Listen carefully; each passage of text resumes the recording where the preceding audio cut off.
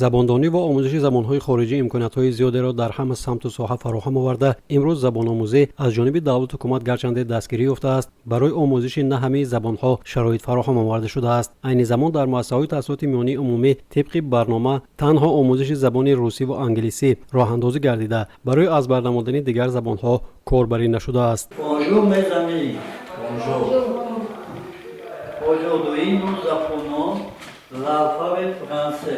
муқим Назиров, омӯзгор аз деҳаи Орзуи ноҳияи Зафаробод, дар мактаб аз забони фаронсавӣ дарс мегӯяд. дар қаламрави вилояти Суғд ин ягона муассисаи таҳсилоти миёнии умумӣ мебошад, ки хонандагон ба омӯзиши забони фаронсавӣ машғуланд. дар давраи таътил бошад, баргузории дарси иловагӣ бо хоҳиши хонандагон ҳафтаи 2-3 маротиба гузаронида мешавад.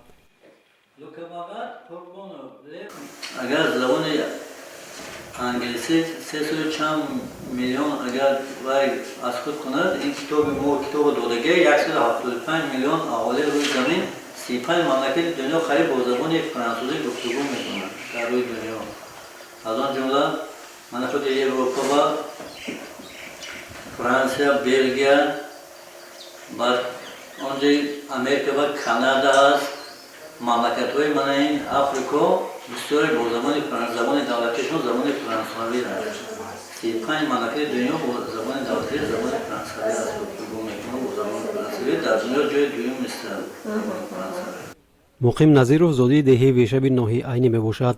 хонадони ӯ солҳои 80 ба ноҳияи Зафаробод кӯч бастааст. то имрӯз дар мактаби ин деҳа, ки ӯ дарс мегӯяд, муҳассилин забони франсузиро меомӯзанд. мутаассифона солҳои охир аз сабаби норасоии китобҳои дарсии забони фаронсавӣ ва набудани омӯзгори ин забон дар дигар муассисаҳои таълимии ҳудуди ҷумҳурӣ таваҷҷӯҳ ба ин забон аз байн рафтааст. гарчанде дар гузашта шогирдони муқим Назаров дар олимпиада ва мусобиқаҳои сатҳи вилоятиву ҷумҳуриявӣ борҳо сазовори ҷойҳои намунавӣ гардиданд, айни замон аз сабаби набудани рақобат имкон барои дар чунин чорабиниҳо иштирок кардани онҳо вуҷуд надорад. қаҳрамони мо аз он нигарон аст, ки баъди ба нафақа баромадани ӯ дар ин муассиса омӯзиши забони фаронсавӣ қатъ мегардад.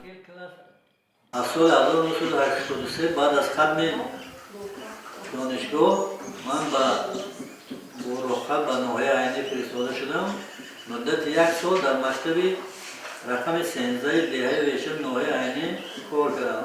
пас аз он аз сабаби он ки дар ҳамин ноҳияи Зафаробод калхозҳои Айнӣ замин доштанд, калхози ҳамин Торикистон ҳаминҷа хона сохт.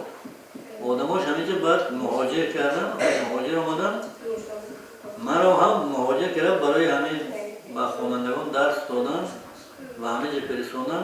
ба ҳамон сол ман то ҳоло аз забони франсавӣ ба ҳамин хонандагон дар ин мактаб дарс медиҳам. мушкилоти дигаре, ки имрӯз муқим Назаров ва шогирдонаш дучор гаштанд, ин норасоии китобҳои дарсии забони фаронсавӣ мебошад. тибқи иттилои масъулини соҳа, чопи китобҳои дарсӣ бо ин забон ҳанӯз соли 2009 қатъ гардидааст. имрӯз бошад омӯзгор ин муамморо мустақилона ва аз рӯи имконият баррасӣ мекунад. ҳар вақте ки ба маркази вилоят ва пойтахти кишвар сафар мекунад, ҳатман ба ҷустуҷӯи аёният китобҳои дарсӣ ва луғатҳои забони фаронсавӣ машғул мешавад. масъулини мағоза ва дуконҳои китобфурӯшӣ низ муқим Назаровро хуб мешиносанд ва дар ҳолати дастрасӣ ба ин ё он китобу луғатҳои забони фаронсавӣ дарҳол бо ӯ дар тамос мешаванд. барои китобҳои дарсӣ мо ба хеле маҳдудиятҳо ҳастанд, барои он ки ҳозир мумкин дар ҷумҳурӣ кам бошад, ҳамин китобҳо дигар чоп нашавад. ҳамон соли 2009 охирон бор чоп шуда буд. мо то ҳоло ҳамон китобҳо истифода бурда истодем. лекин ман чанд бор хуҷанд дубал рафтам, ягон материал барои фанни забони франсузӣ ёфтан душвор аст, бисёр душвор аст. ман ҳамин луғат ёфтам, ман аз бозор ёфтам. аввал ба воситаи бо худам дигар одамҳо вай кардам, ки ҳамин чӣ даркор аст.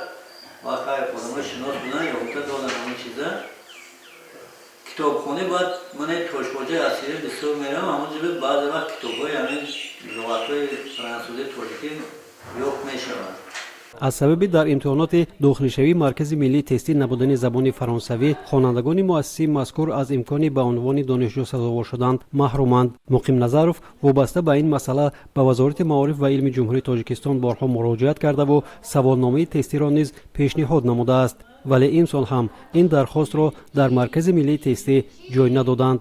тавре ки номбурда қайд кард, ҳукумати ҷумҳурии тоҷикистон ва вазорати маориф ва илми ҷумҳурии тоҷикистонро мебояд дар баробари омӯзиши забонҳои русиву англисӣ барои азбар кардани забонҳои франсузиву олмонӣ низ корбарӣ намуда дар ин самт шароити заруриро фароҳам оваранд, чун омӯзиши забонҳои хориҷӣ ва ба камол расонидани мутахассисони забондон имкониятҳои бештарро талаб дорад ва ҳамчунин таваҷҷӯҳ ба омӯзиши забонҳои хориҷӣ тақозои замон аст.